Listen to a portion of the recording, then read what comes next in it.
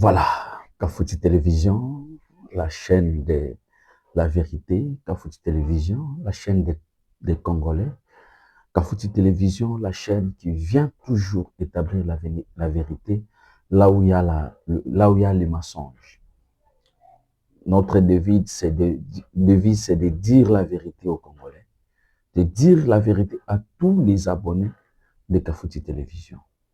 Et nous parlons essentiellement de l'économie. L'économie, c'est ça qui fait que les pays puissent avancer. Je n'ai jamais vu un pays se développer avec la politique. La politique, c'est l'intérêt personnel, c'est l'intérêt égoïste, mais l'économie, c'est l'intérêt général. Tous les pays qui appliquent bien des politiques publiques sur l'économie avancent toujours. Les pays sérieux, à ce moment, ils réfléchissent combien de kilomètres de routes nous devons construire, des routes nationales, des routes à l'intérêt provincial, des routes à l'intérêt même des ETD. Nous devons réfléchir sur ça. Nous devons vraiment réfléchir sur ça. Mais notre pays, je vois, beaucoup de personnes pensent toujours à des calculs politiques. Comment devenir député? Comment devenir ministre? Comment devenir DG? Mais tous les postes que vous êtes en train d'envier, excusez, ce sont des postes pour bien fonctionner, pour bien travailler. Il faut des moyens. Tous les politiques que vous pouvez avoir, mais si vous n'avez pas de moyens, vous n'allez pas atteindre votre objectif. C'est pourquoi nous avons mis en place Kafouti Télévision, qui est là pour réveiller les Congolais, pour réveiller les autorités, que l'économie est l'essentiel pour notre pays. Nous devons réfléchir comment faire, comment mettre en place des politiques publiques pour mobiliser des recettes. Comment nous devons faire pour élargir notre assiette fiscale.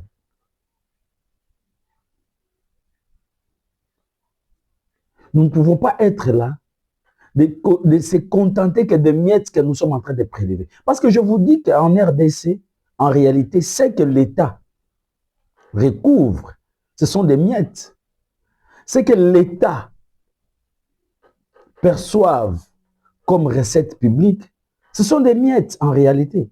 Est-ce que vous pouvez imaginer que la DGI n'a pas atteint 350 000 assujettis dans un pays où nous avons plus de 120 millions d'habitants? C'est inconcevable. C'est inadmissible. Nous devons réfléchir. Nous devons réfléchir sur notre douane. Aujourd'hui, on nous parle de la fraude douanière. Oui, certainement. La fraude douanière, même aux États-Unis, même en France, il y en a. Mais nous pouvons le diminuer. J'ai été à Loufou. Je vis comment les contrebandes sont en train de se faire. Au vu de tout le monde.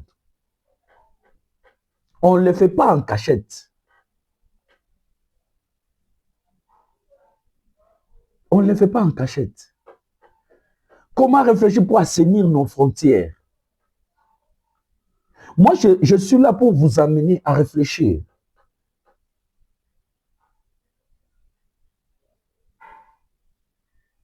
Comment nous sommes en train d'exécuter notre loi des finances?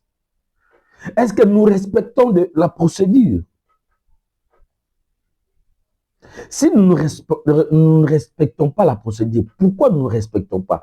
Est-ce que nous ne pouvons pas les respecter?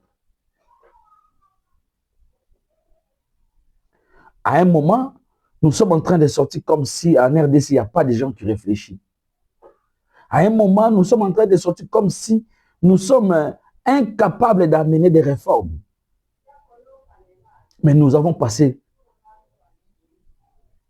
sur le banc des écoles, nous avons étudié. Aujourd'hui, l'économie en RDC n'est pas assise.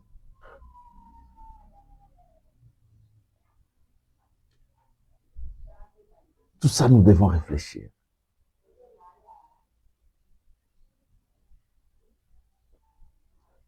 Le secteur informel en RDC,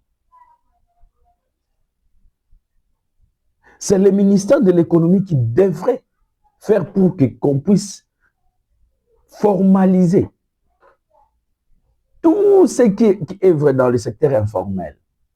Parce que le ministère de l'économie a la mission de régulariser.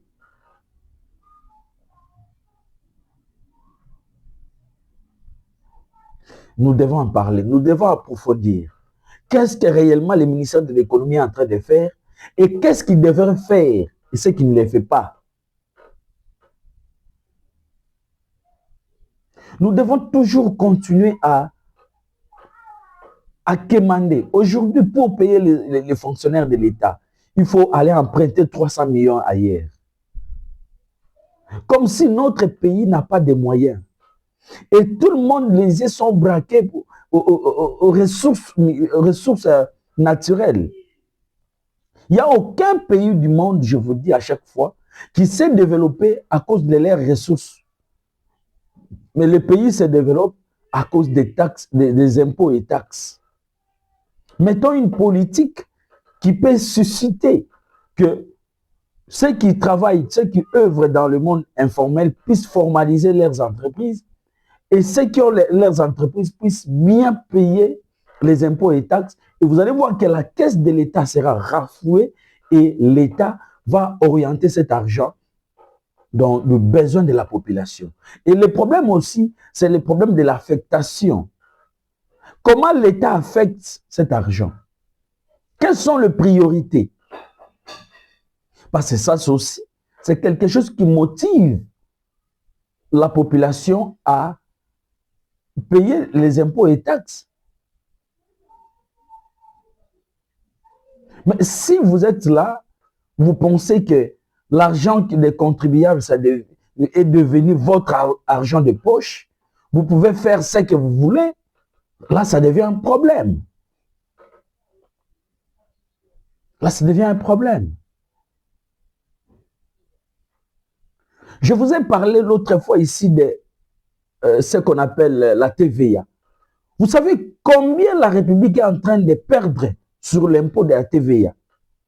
Parce que l'État avait instauré cet impôt précipitamment. Il n'a aucune base.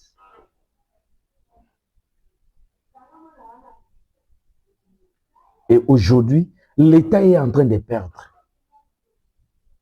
Comment faire pour que l'État puisse récupérer tout cet argent qu'il est en train de perdre?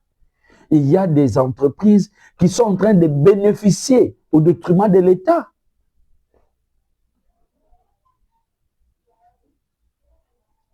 Moi, je suis là en train de vous réveiller. Que nous devons réfléchir.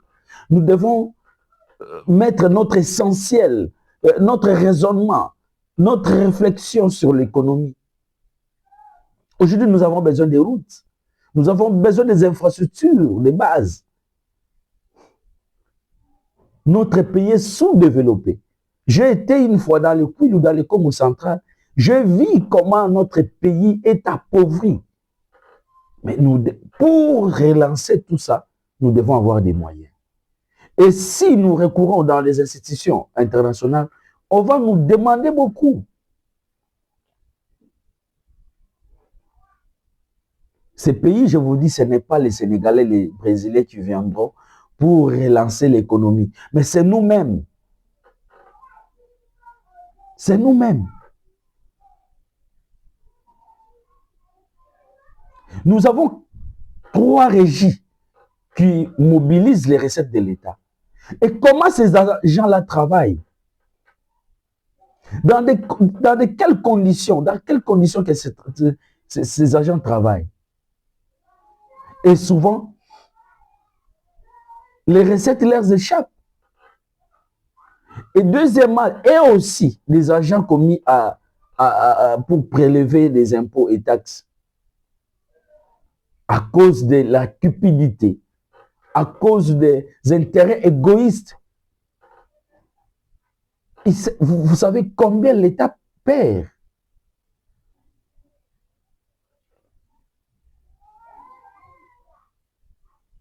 Donc voilà,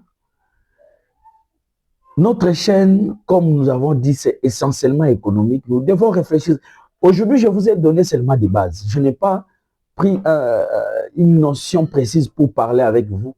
J'ai ramassé pour vous dire que non, vous qui nous suivez, réfléchissons. Réfléchissons. Comme nous avons l'habitude de réfléchir sur le plan politique, je dois garder mon argent parce qu'en 2022, je dois battre campagne. En 2029, je serai député. Quand je serai député, je dois négocier pour devenir ministre. Je dois négocier pour devenir DG. Et réfléchissons aussi comment faire pour faire entrer l'argent dans la caisse de l'État. Dans les caisses de l'État plutôt. Mais si nous n'arrivons pas à réfléchir économie, nous serons toujours esclaves des autres. On va vous dire, non, il y a 10 000, la Banque mondiale est en train d'acheter la SNEL, la Banque mondiale est en train de... Donc, vous allez subir. Celui qui a l'argent, c'est celui-là qui a la force.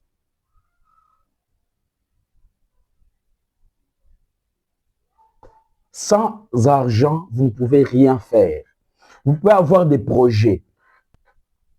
Mais celui qui viendra pour financer, il va donner des conditions. Certainement qu'il faut avoir d'abord des projets, mais celui qui va financer, c'est le roi. C'est lui le roi. Bon, voilà.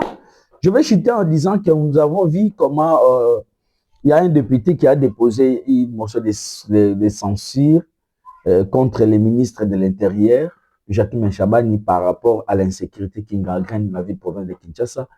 Moi, personnellement, je suis très content et je suis en train de l'appuyer parce que, en regardant ce que le ministère de l'Intérieur est en train de faire, c'est il y a à boire et à manger. Et je demande la sérieuxité des députés parce que nous ne pouvons pas accepter que le braquage se fait en pleine journée.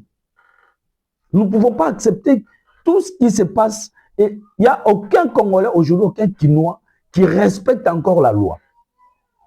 Et c'est lui qui est censé faire respecter la loi. Aujourd'hui, tous les désordres que nous sommes en train de voir, c'est le ministre de l'Intérieur. C'est le secteur du ministre de l'Intérieur. C'est lui le responsable de la sécurité des Congolais.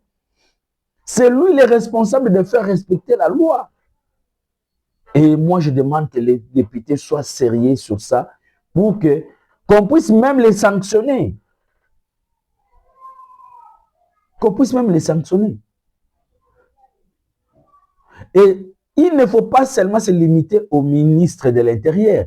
Moi, je demande aussi aux députés provinciaux de sanctionner aussi Bumba. Parce que Bumba est en train de faire... Donc, voilà. Ah, bon, c'est regrettable. Bumba, je ne sais pas les critères que l'IDPS avait vu pour choisir Bumba comme gouverneur de la ville. Aujourd'hui, moi, je vous parle souvent des bourgmestres. Il y a des bourgmestres qui se battent. Il y a des bourgmestres qui sont en train de travailler. Si vous regardez dans leur municipalité, ils sont en train de travailler. Le monsieur comme le monsieur, il s'appelle encore comment? Le bourgmestre de l'Ancélé. Le samedi passé, j'étais en Ancélé. Je vis le travail qu'il est en train de faire. En tout cas, monsieur, félicitations. Je passais hier par la commune de Kinshasa. J'ai vu aussi des travaux qui sont en train de se faire au niveau de la commune de Kinshasa. Je dis félicitations à Bienvenue Balibi. Ils sont en train de faire avec des moyens de bord. Et je vous avais dit qu'il y a des taxes qui sont censées à prélever au niveau des communes. Aujourd'hui, Bumba sait s'accaparer avec ça. Le bourgmestre n'arrive pas. Et vous savez que les bourgmestres, on ne les paye pas. Bon. En tout cas, on attend, tous nos regards sont en train de regarder les députés. Nous allons voir comment ça va finir. Mais je félicite, comme je dis tantôt, les bourgmestres Mbozo Lamesso et les bourgmestres Bienvenue Balibi pour votre engagement par rapport à vos communes.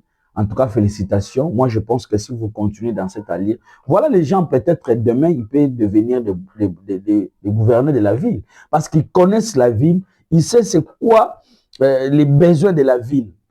Parce que dans leur municipalité, ils savent comment travailler, comment donner les meilleurs d'eux-mêmes à la population de leur circonscription. Donc, félicitations aux deux bourgmestres qui sont en train de se distinguer. En tout cas, moi, je vais vous accompagner. Merci.